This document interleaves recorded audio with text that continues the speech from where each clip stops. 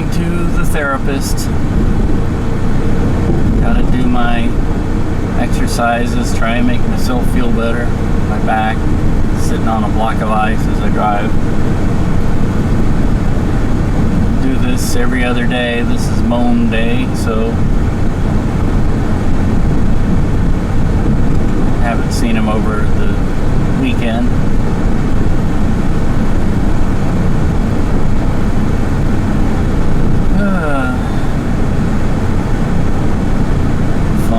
Fun. Well, anyway.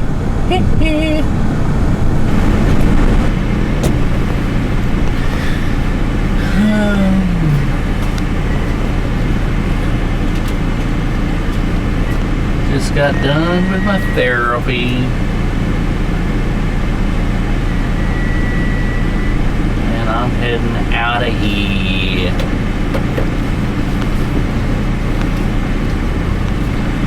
I think Cien is talking about going to see, take Jimmy to see Jim the Wonder Dog.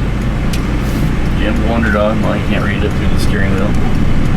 But, I'm wondering if, since it's Monday, a lot of museums close on Sunday and Monday. Which, unfortunately, a lot of people don't know until it's too late. They make plans and they realize, oh, the museums are all closed. You can't go out and do anything on usually Sunday.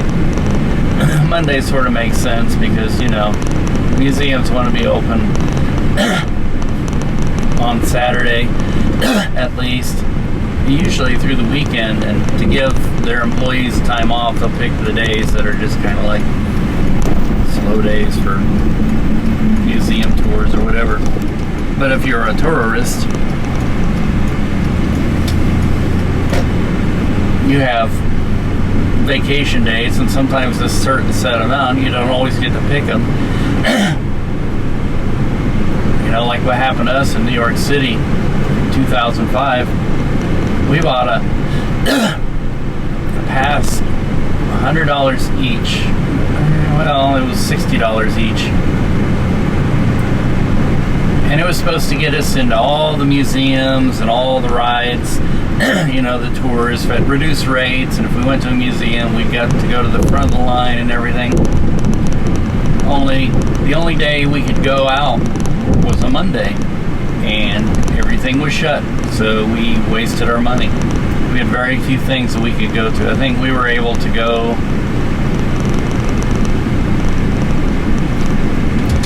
I don't know what we went to. It wasn't much. It was very disgusting. We left New York City kind of feeling like we didn't want to come back because, you know, the people who sold us that pass didn't explain to us anything. They just said, oh yeah, this will get you into everything. Yeah, go on out. And they didn't get us into anything.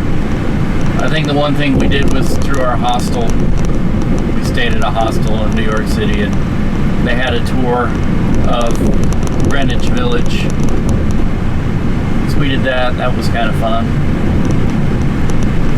But, oh well.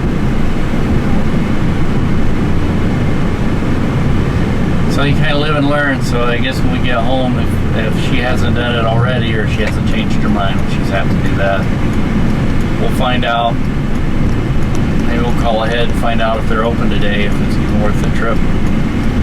Because, you know, she's taking her vacation, and unfortunately her vacation has been not much of a vacation. It's been all taking care of me and my problems. Which, I don't know.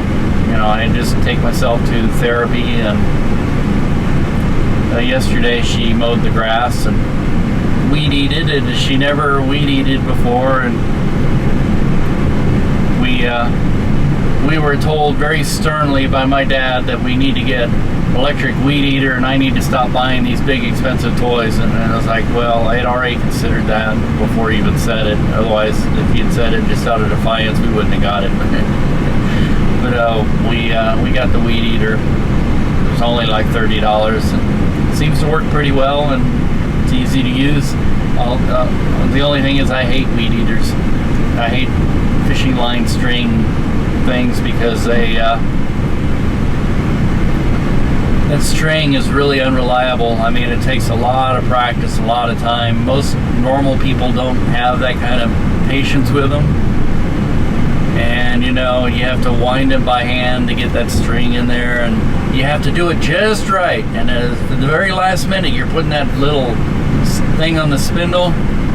It decides, because it's all like you're having to hold it by hand and be coordinated and push it through this little hole, it all decides to go, and then you know, you push it in there anyway, and then the string won't come out, or if it does come out, it all comes out at once. You waste all that string, you get very frustrated.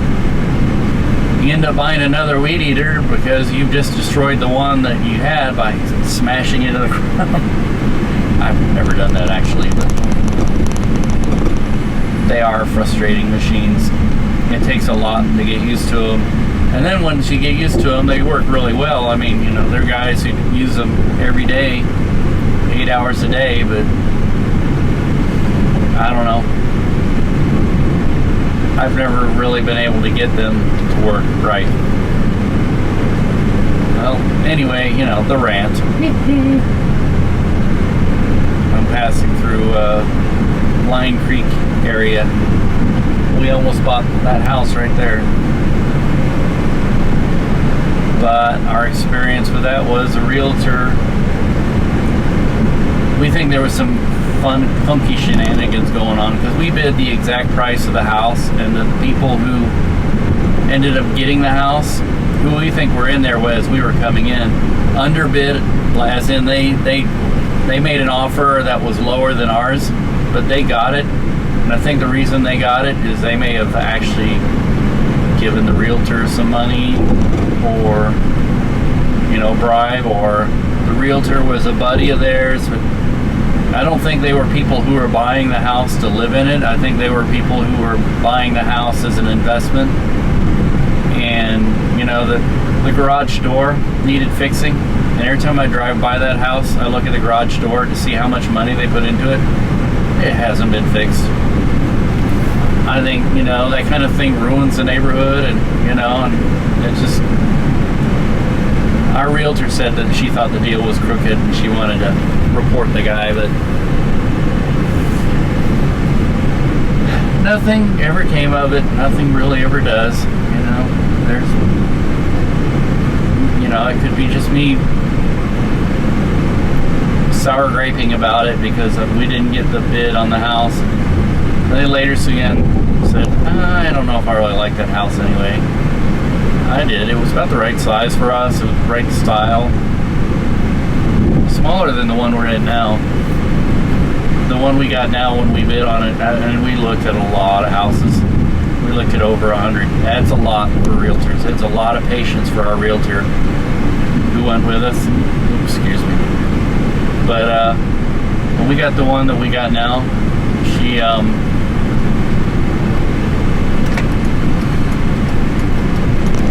we bid on it that day and got the thing, and it was, I mean, by that day, I mean, it was put on the market within a day or two of us getting it.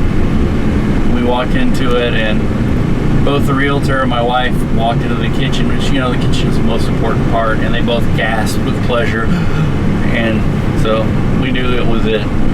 They fell in love on the spot, for better or worse. I mean, it's got a few problems, but what house doesn't? That we've lived in it since, what, almost 10 years, and not a bad house. Well, anyway, I better make it a hee hee. Stop babbling.